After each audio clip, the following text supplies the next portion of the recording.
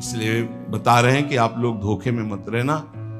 सत्संग का फ्री मिलता है, वो क्या कहते हैं, कूपन, टोकन, कूपन जो भी हो, फ्री मिलता है, एक दिन पहले मिल जाता है। अब वहां 5 लोग खड़े हुए एक परिवार के और ले गए। इसके बाद वो 5 लोगों को 1-1 हजार 2-2 हजार का बेच दिया।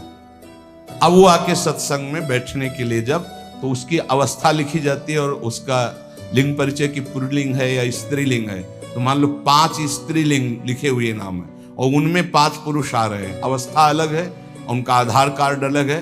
तो उनसे पूछा गया कि आप कैसे, आपका तो कूपन है नहीं, आपका टोकन तो है नहीं। तो उन्होंने कहा मैंने 1 हजार में खरीदा, मैंने इतने में खरीदा।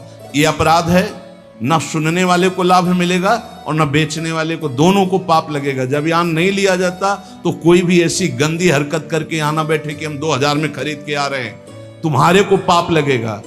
तुम यहाँ आकर के स्वयं खड़े होकर लीजिए, नहीं है तो गली में बैठ के सुन लीजिए।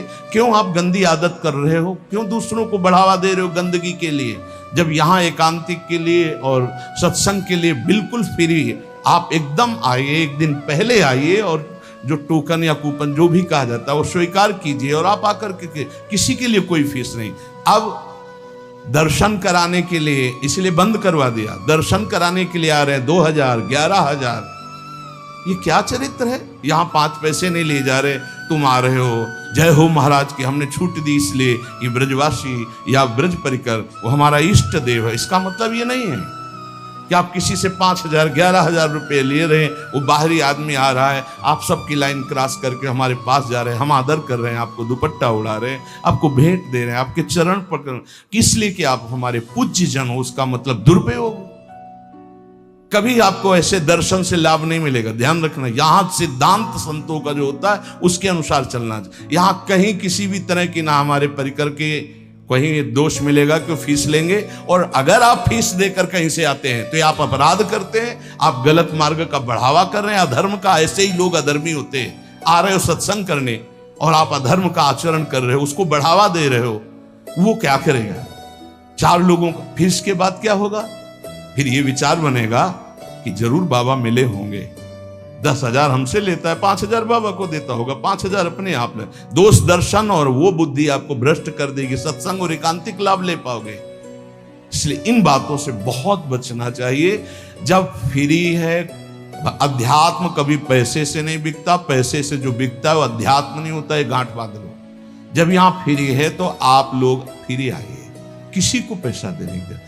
थोड़ा भीड़ होने के कारण आपको हो सकता है कि कम जगह हमारे पास है, वहां अब वहां 20, 25, 30 लोग बैठते हैं, 1 हजार लोग एकांतिक में बैठना चाहते हैं, तो हो सकता है आपको वो ना मिले। तो आप धैर्य पूर्वक रहिएगा, सत्संग में गली में बैठ जाइएगा, खड़े खड़े सुन लीजिएगा, भगवत शब्द हैं, आपका मंगल करेंगे। लेकिन छल कपट करके पैसे के बल से आप एकांतिक में बैठ जाएं कि आप किसी का, दूसरे का कूपन पैसे से खरीद रहे हैं, वो बेच रहा है, तो ये छल कपट भगवान की प्राप्ति करेगा, तुम्हारा मंगल होगा? नहीं होगा। पैसा दे के तुम उस पदवी को प्राप्त करना चाहते नहीं, कभी ऐसी गलती ना करें।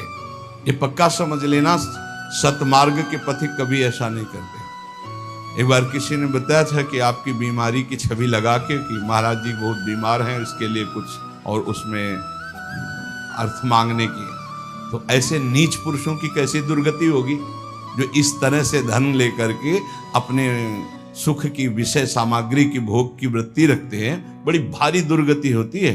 ये ऐसा खिलवाड़ ना समझें, कभी ऐसा नहीं। यदि आज्ञा है और परिस्थिति ऐसी है तो तुम्हें दोष नहीं लगेगा, मुझे लगेगा। लेकिन यदि आज्ञा नहीं हो, आप ऐसा कहीं कोई कर रहा है किसी भी तरह से, वो विष खा रहा है, पेट फाड़ के निकलेगा। ऐसा नहीं किया जाता। किसी संत महात्मा के यश का प्रयोग करके अर्थ की प्राप्ति करना।